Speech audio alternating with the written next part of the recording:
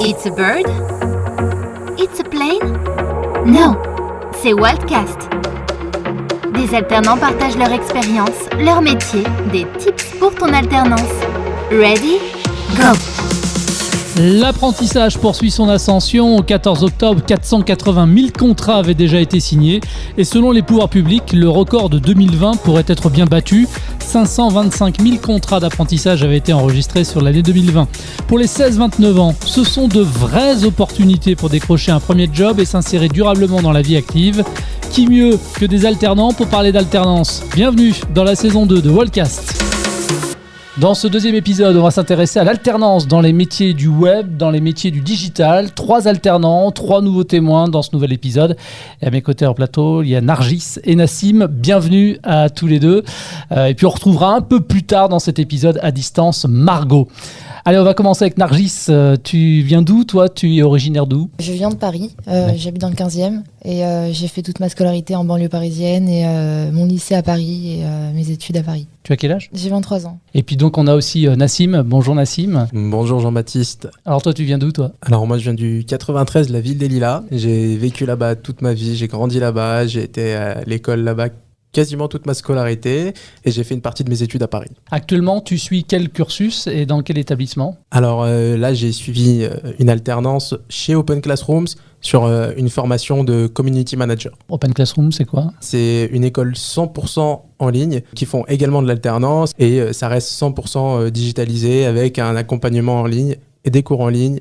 Et tout se passe en ligne. Et le niveau après bac, c'est quoi là? On est où là? Alors là, c'était un titre RNCP niveau 6, équivalent bac plus 3, bac plus 4. Nargis, pareil, toi tu suis quelle formation et du coup dans quel établissement? Moi je suis à l'EMI, l'école européenne des métiers de l'Internet, et je suis en bac plus 5 en master CEO et expertise digitale. D'accord, et c'est une école qui forme particulièrement au métier du web? Oui, c'est pas une école de commerce, c'est pas une école d'ingénieur, c'est vraiment focus web digital. Et avant d'intégrer tous les deux vos écoles respectives, quel a été votre parcours scolaire auparavant, Nassim?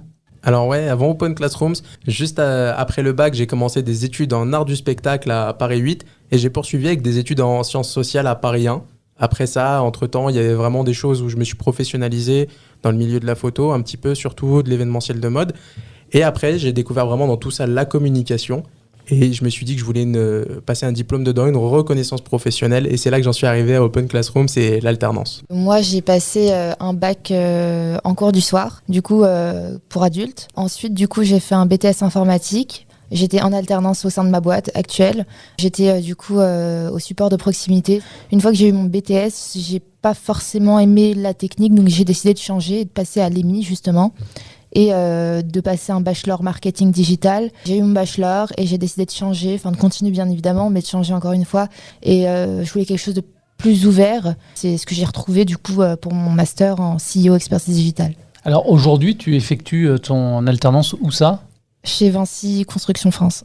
D'accord, et tu fais quoi concrètement là-bas? Je suis chef de projet, assistant à maîtrise d'ouvrage. Du coup, là, j'entame ma 3e année en tant que chef de projet. Nassim, pareil, tu effectues où donc du coup ton alternance? Alors c'est un peu particulier, je fais la partie cours chez Open Classrooms, mais j'ai été aussi pris chez Open Classrooms en alternance, donc c'est assez marrant de voir l'envers du décor, donc voilà. Nargis, ça a été compliqué, ça a été long la période pour trouver l'entreprise qui pouvait t'accueillir? Franchement, oui. C'est peut-être pas long pour certains, mais au moins 1 mois, 2 mois à vraiment chercher, à faire son Excel, les checks, enfin voilà, être ordonné, et voilà, et vérifier. Et c'est quand même long. T'as une idée du nombre de candidatures que t'as envoyées, le nombre de CV? Je sais pas, une centaine. Pareil, Nassim, ça a été long de trouver cette entreprise qui puisse t'accueillir? Alors ouais, c'était en plein début du Covid, c'était dans les 3 premières semaines du premier confinement qu'on m'a annoncé que j'étais pris et que je devais commencer à chercher. Donc au début, c'était un peu la panique partout.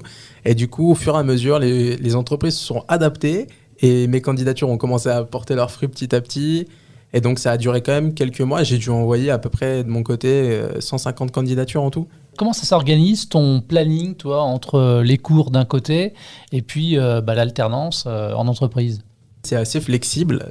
Il y a un programme que je me fais qui est l'initial qu'on a sur le planning entre l'entreprise et moi. Entre autres, du lundi au jeudi, je suis sur la phase entreprise. Le vendredi, c'est dédié au cours. Et c'est aussi ce jour-là où je suis en contact avec mon mentor accompagnateur qui est expert du métier. Alors moi je suis sur un rythme de 3 semaines, une semaine, donc 3 semaines d'entreprise et une semaine d'école. J'arrive à m'organiser. Tout dépend en fait du travail que j'ai à faire ou pas, parce que il y a des semaines d'école où ça va, c'est plutôt, on n'a pas non plus énormément de devoirs.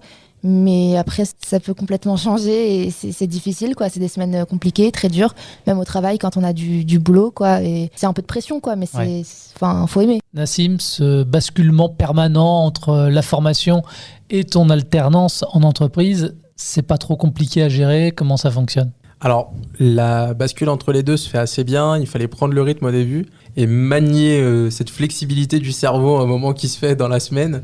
Ça se fait assez bien, mais du coup, il faut quand même être assez accroché au début. Il faut avoir un petit peu de rigueur et il faut être aussi déterminé, je pense. Et au niveau de l'enseignement que tu reçois, comment ça se passe? Quel type de cours tu as? Alors en fait, ça se compose d'une façon assez spéciale. C'est sous format de projet. Il y a un certain nombre de projets à rendre pour avoir son diplôme. Le projet, on va y trouver une mission, accompagnée de livrables à rendre à la fin. Ensuite, ces livrables, on les présente à son mentor accompagnateur, qui lui va nous accompagner pour les améliorer, donner des conseils, des petits tips. Et ensuite, il y a la phase d'évaluation. Pour chaque projet, on passe en soutenance, en visio, toujours à distance, avec un mentor évaluateur qui est sélectionné au hasard. Est-ce que tu peux donner 1 ou 2 exemples comme ça, concrets de projets? Alors oui, par exemple, il y a eu un projet où je devais réaliser un audit d'influence d'une entreprise de mon choix. Par exemple, il y avait un autre projet où je devais réaliser une charte éditoriale pour une marque de vêtements. Et donc tout ça, toutes ces compétences, on va les reprendre à chaque fois. On va mettre en place des livrables et on va développer tout ça tout au long de la formation. On va les remettre après dans d'autres contextes et on va continuer à développer les compétences. Nargis, de ton côté, comment ça se passe, les cours? Quel enseignement on te donne? J'ai vraiment plusieurs matières et je vais avoir un prof pour 8 heures par exemple. Il va nous faire une partie théorique dans les 2 heures, voire les 4 heures, admettons. Et ensuite, on va partir sur un projet. Quel type de cours ou de projet justement tu peux Des suivre? projets de design, des projets de marketing, du développement, du code, voilà. Nassim, je mets la formation de côté. En tant qu'alternant chez Open Classroom, quelles sont tes différentes missions à toi? Alors, moi, j'ai intégré une équipe qui est dédiée au secteur public, donc entre autres la formation dans le secteur public. Et j'arrive en appui sur une partie commerciale, mais aussi tout un pont avec les équipes marketing et communication, justement pour faire ce pont entre notre équipe et la leur. Et tout se passe bien? Tout se passe très, très, très bien. Nargis, quelles sont toi tes différentes missions au quotidien dans le cadre de ton alternance en entreprise? Alors, je pilote des projets applicatifs. Donc nous, on fait du B2B en interne. En gros, du business to business en interne. Mon client va être un autre service. Et en fait, ils vont nous demander de leur faire une application, par exemple, pour s'émanciper du Excel. Et on va recueillir leurs besoins. Et ensuite, je vais faire un peu la médiatrice entre du coup le client et la personne très technique pour l'expliquer l'expression du besoin, si c'est faisable ou non. Et voilà. Et là aussi, tout se passe bien? Oui, super. Franchement, oui. Ok. Et parmi les missions qui sont les tiennes, est-ce qu'il y en a une que tu préfères en particulier? Il y a quelque chose qui te plaît vraiment dans ton job là? L'échange avec le client. Sinon, celle que j'aime le plus, c'est celle que je déteste aussi le plus. C'est créer des livrables. C'est difficile parce qu'il faut que ce soit vraiment bien. Enfin, il faut réfléchir et tout. J'adore cette partie, mais c'est jamais assez bien et je passe beaucoup de temps. Mais à la fin, je suis très contente. Du travail investi. Oui, voilà. Nassim, même chose. Parmi les missions qui sont les tiennes, est-ce qu'il y en a quelques-unes, franchement, qui te plaisent vraiment, quoi? Quelque chose qui t'éclate réellement dans ton job? Alors ouais, il y a 2 phases. Il y a la première phase où on m'annonce ce qu'on va faire. En général, c'est à ce moment-là où je suis assez surexcité. Puis il y a le moment où on commence à le faire, où là, je commence à me calmer. Et il y a le moment où on réussit, et là, je recommence à crier. Un exemple concret Alors, franchement, un exemple concret. J'ai participé avec l'équipe marketing à un moment où on a fait des interviews de personnes qui ont profité des formations chez Open Classrooms. Et du coup, de voir derrière ce qui s'est passé, de voir le travail qui a été fait, qu'est-ce que ça donne une fois mis en forme, une fois vraiment revu visuellement, quand on voit le rendu final, franchement, ça fait beaucoup de bien. Et moi, c'est un des moments que je préfère, c'est voir tout ce qu'on a fait en équipe, ce que ça produit à la fin. Ouais, ça concrétise un investissement collectif. Ouais, exactement. Vous avez tous les deux signé un contrat. De quel type de contrat? C'est un contrat de professionnalisation, d'apprentissage? Apprentissage. Et d'apprentissage pour moi aussi. Ce contrat d'apprentissage, il vous permet aussi de toucher une rémunération. Est-ce que vous diriez que ça vous a permis également aussi, quelque part, cette rémunération, de gagner en indépendance? Franchement, oui. On n'a pas besoin de payer en fait notre scolarité, donc ça c'est plutôt pas mal. Et à côté de ça, en plus, on est payé réellement. Nassim, le fait de toucher une rémunération comme ça à la fin de chaque mois, ça permet d'être indépendant? Alors, ça permet d'une part d'être plus indépendant, de l'être pour certains totalement. Et je dirais que ça apporte aussi d'autres avantages dans la vie de tous les jours. Et au-delà d'être indépendant, aussi de se responsabiliser plus vite, tout en étant dans un job qu'on aime et toujours en poursuivant ses études. Responsabiliser pourquoi? Parce qu'il faut payer les factures, parce qu'il faut payer le loyer, parce qu'il faut payer l'essence pour se déplacer. Et oui, tout ce qui est moyen de transport, tout ce qui peut être les galères du quotidien, les factures, on le découvre assez vite. Il y en a qui sont menés à déménager pour suivre leur alternance. Et donc, tout ça, ça se met en place et je trouve que ça fait grandir en fait. Nargis m'expliquait tout à l'heure que tu aimais bien les deux, mais entre nous, comme ça, vous préférez bosser à l'école ou bosser dans l'entreprise? Je suis la Suisse. D'accord. Non, réellement, quand j'ai vraiment du travail, de la pression au travail, je préfère, je me languis en fait d'être à l'école. Mais en fait, quand je vois qu'à l'école, j'ai trop de devoirs, j'ai aussi hâte de retourner au travail. En fait, ça dépend. Et Nassim?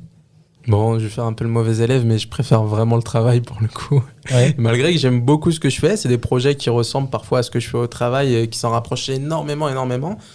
Il y a quand même cet aspect où au travail, aujourd'hui, je me sens tellement bien et tellement à l'aise sur l'aspect entreprise que parfois j'ai envie d'y être un peu plus.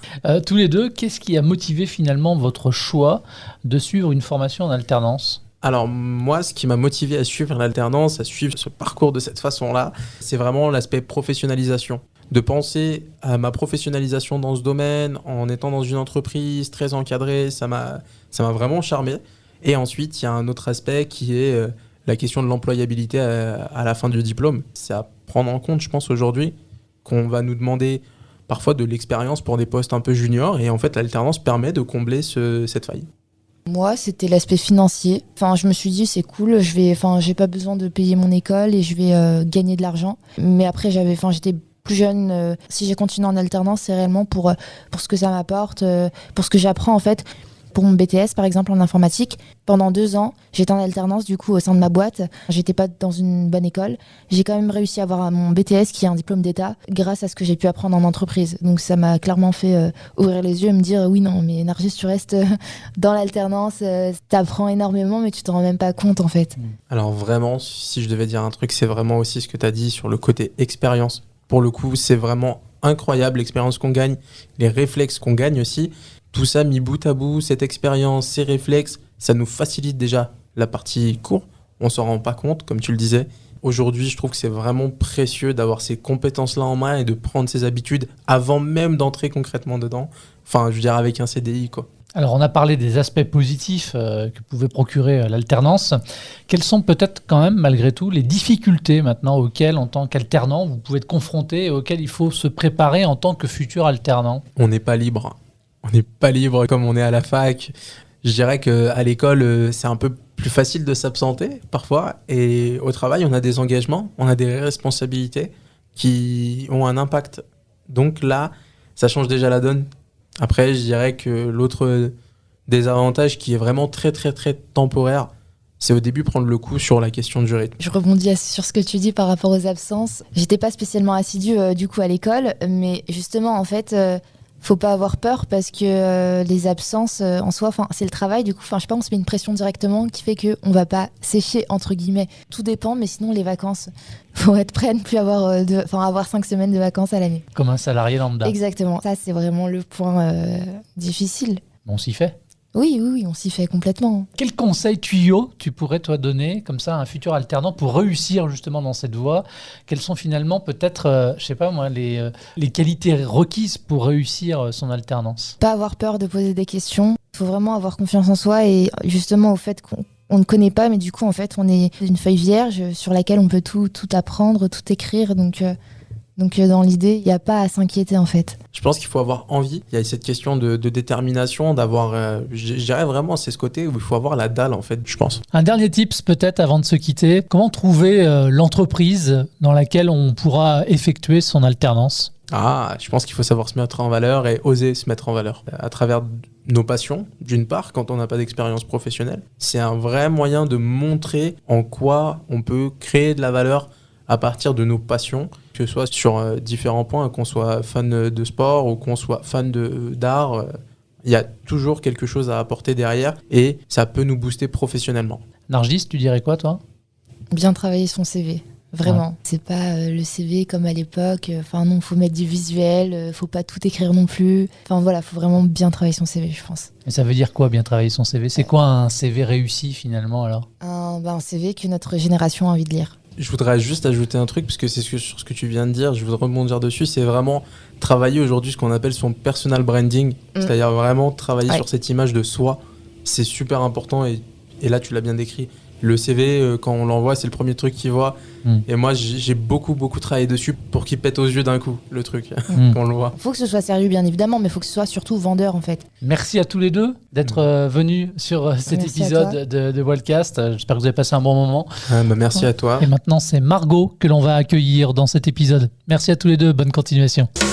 Allez, maintenant, on va accueillir Margot que l'on retrouve à Poitiers. Bonjour Margot. Bonjour. Toi déjà, avant de parler de ce que tu fais là concrètement, tu as quel âge et tu suis quel cursus actuellement et dans quel établissement ? Alors j'ai 22 ans et actuellement je suis en master management business des performances commerciales.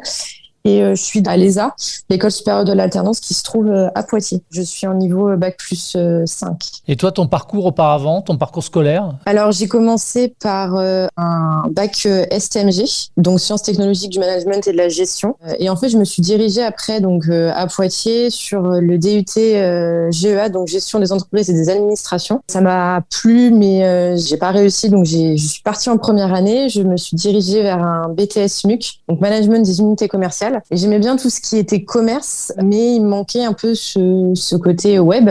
Et donc, je suis partie en bachelor web marketing donc à l'ESA. Et puis là, maintenant, me revoilà dans le commerce, on va dire ça comme ça, en master. Et du coup, tu effectues ton alternance dans quelle entreprise, là, actuellement ? Là, actuellement, je suis à Kiabi au niveau de Poitiers Sud pour mes 2 ans de master.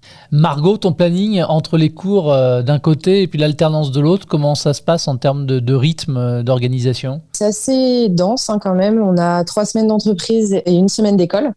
Donc les 3 semaines d'entreprise, ça passe à une vitesse hallucinante.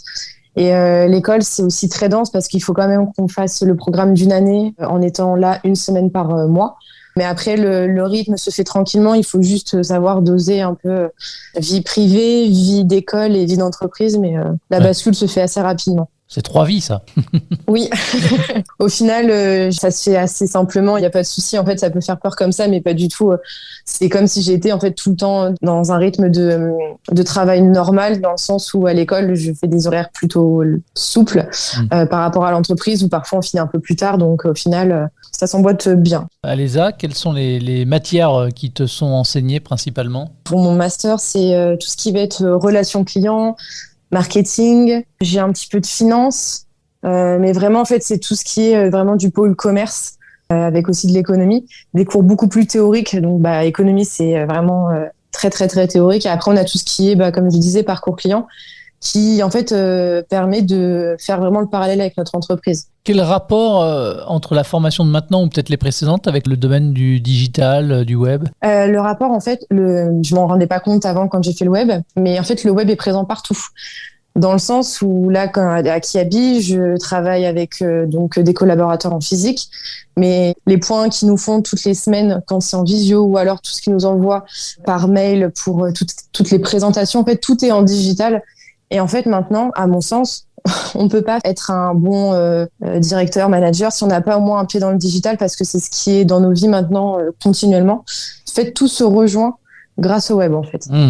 Quelles sont tes différentes missions, toi, au sein de Kiabi, du coup ? Pour le moment, c'est plus les missions d'apprentissage, on va dire ça comme ça, dans le sens où je suis amenée du coup à manager une équipe. Donc pour manager, il faut avoir les connaissances au niveau du métier. Jusqu'au mois de décembre, c'est tout un système d'apprentissage avec l'entreprise, donc à être sur le terrain, voir vraiment en fait comment tout le magasin marche. Et après, je vais avoir des missions de type encadrement, dans le sens où je réalise des plannings, je m'occupe de faire des contrats. Je dois aussi, par exemple, s'il y a un problème dans l'entreprise, trouver la solution. Et c'est vraiment plus des missions de management au sens large qui vont m'attendre, qui m'attendent déjà. Mais tout ça se fait progressivement en fait pour pas qu'on soit perdu ou qu'on ait trop de pression au début sur les épaules. Et tout se passe bien, ça va? Oui, je suis super contente de l'entreprise. Je suis écoutée. J'ai aussi en interne dans l'entreprise et en interne dans l'école, on a un référent, une personne qui est avec nous pour les contrats de travail, qui nous aide vraiment. Donc c'est top. Ça se passe comment, la relation avec les collègues, on va dire, titulaires? Ça se passe très bien parce que aussi en amont, il y a une intégration qui est faite par Kiabi. C'est avant les équipes, elles sont au courant donc, de qui je suis, ce que je fais, à quel poste je vais me préparer pour aussi avoir le bon positionnement en interne.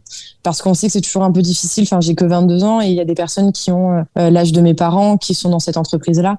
Et parfois, devoir les manager, ça peut être compliqué si on n'a pas eu le bon positionnement au départ. Mais là, c'est pas du tout mon cas et ça match et il y a aucune personne qui remet en doute mes capacités ou pourquoi je suis là. Et pour le moment, en tout cas, ça se passe super bien et je pense que j'ai trouvé une très bonne entreprise. Tu as signé un contrat de quel type? C'est professionnalisation, apprentissage? Non, c'est un contrat d'apprentissage moi, que j'ai signé cette année, puis l'année dernière aussi du coup.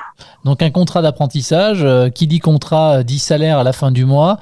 Ça te permet quoi ce salaire? Ça me permet de mettre de côté, ça me permet de aussi me faire plaisir quand j'en ai envie. On est reconnu en fait, on travaille, on fait des choses et à la fin du mois il y a le salaire. C'est super gratifiant de voir que on est rémunéré, même si c'est normal pour tout le monde et quand on ne l'a jamais été, c'est super cool. Et ça me permet de pouvoir faire ce que j'ai envie de faire sans devoir être tributaire de quelqu'un d'autre. Et ça franchement, c'est super agréable. Le fait d'avoir une rémunération donc au niveau autonomie, par exemple, quand on fait des études traditionnelles, c'est papa, maman qui nous payons le loyer, qui nous paye, je sais pas, peut-être les courses ou s'il y a une galère. Et là, en fait, c'est à nous, en tant qu'alternants, de se débrouiller. En fait, ça nous permet de mettre un pied dans la vie active, mais de façon plus douce. C'est moins brutal. Et qu'est-ce qui finalement t'a motivé, toi, à suivre une formation en alternance? Pourquoi le choix de l'alternance? Parce que j'avais envie d'être dans le monde professionnel. J'en avais marre de suivre les cours, d'être assis tout le temps sur une chaise et d'écouter. Je voulais en fait voir ce que ça donnait dans la vraie vie. Et après, bien sûr, la question aussi de la rémunération, c'est parfois un peu difficile de faire des études ou alors, comme d'autres étudiants, quand j'étais en initiale, j'ai fait des petits boulots. Et je me suis dit, mais pourquoi pas faire quelque chose que j'aime, mais le faire en alternance. Ouais. Et justement, si tu avais un jeune en face de toi ou ses parents, par exemple, qui se poseraient des questions sur l'orientation, si tu devais, toi, vanter ou mettre en avant les avantages de l'alternance, tu leur dirais quoi, du coup? Si j'ai un jeune en face de moi, je lui dirais que déjà, je sais que l'aspect financier, ça va le motiver parce qu'il va enfin pouvoir être autonome. Je lui dirais qu'il va vraiment pouvoir mettre en application tout ce qu'il va voir à l'école. Je lui expliquerai aussi que, selon moi, ça permet d'être dans la vie active, mais de façon progressive. Ça désacralise un petit peu le métro boulot dodo qu'on voit et que parfois, ça nous fait peur en tant que jeunes. Et que si j'ai des parents en face de moi, je leur dirais tout simplement que leur enfant, quand il va commencer de l'alternance, il va gagner en maturité. Parce que qui dit responsabilité dans l'entreprise dit forcément si ça se passe mal, il peut y avoir des soucis. Donc on a tout intérêt à ce que ça se passe bien. Donc responsabilisation et dans tous les sens du terme, dans le sens où au niveau financier, votre enfant, même s'il sera pas 100% autonome, il apprendra à gérer son argent. Il y aura toutes ces valeurs en fait qui pour moi sont super importantes. Et au-delà de l'aspect financier et autonomie, quand on fait de l'alternance et qu'on fait en plus dans un secteur qui nous plaît, on n'a plus l'impression d'être à l'école et d'avoir le schéma classique. On s'ennuie pas. Honnêtement, moi, je vois pas les journées, je vois pas les semaines ou les mois passés. Et en fait, ça sera que du positif et que du plaisir d'être dans une formation en alternance. Margot, est-ce que tu pourrais rester chez Kiabi, qui t'accueille actuellement? Oui, pendant les entretiens. Donc, il y a certaines entreprises qui disent à leurs alternants, nous, on veut vous prendre après l'alternance. Donc, c'est moi le cas pour Kiabi, pour être co-leader ou leader de magasin. Donc, ce qui équivaut donc à des directeurs, directrices de magasins. Et eux, c'est leur but. Et ça tombe bien parce que c'est aussi mon but de continuer chez eux. Quelles sont finalement aussi peut-être les qualités requises, d'après toi, pour réussir dans cette voie-là et donc dans la voie de l'alternance? Pour réussir en alternance, je dirais qu'il faut être motivé et il faut être entrepreneur, dans le sens où il faut être entrepreneur de son avenir, savoir où est-ce qu'on veut aller. Mais il faut en fait être sûr de soi, savoir dans quel secteur on veut aller et se dire ça m'intéresse, ok, j'y vais, je fais de l'alternance, je suis motivée, je mets les choses en face pour que ça fonctionne. Il faut surtout rester confiant et être sûr de soi parce qu'il y aura des échecs et c'est pas une mauvaise chose justement. Enfin, de voir ce qui n'a pas marché ou de se planter à des moments, bah ça nous permettra après dans le monde du travail justement de pas faire ces mêmes erreurs-là. Vraiment le gros truc c'est la motivation et l'envie. Si on n'a pas envie faire l'alternance, bah il faut pas. Il faut vraiment le faire quand c'est voulu. Qu'est-ce que je peux te souhaiter pour la suite, Margot ? De réussir mon alternance dans un premier temps et puis d'obtenir les postes que je souhaite à Kiabi, ça serait pas mal. Écoute, c'est tout le mal que je te souhaite. Merci. Eh bien, c'est la fin de cet épisode. Merci de nous avoir suivis.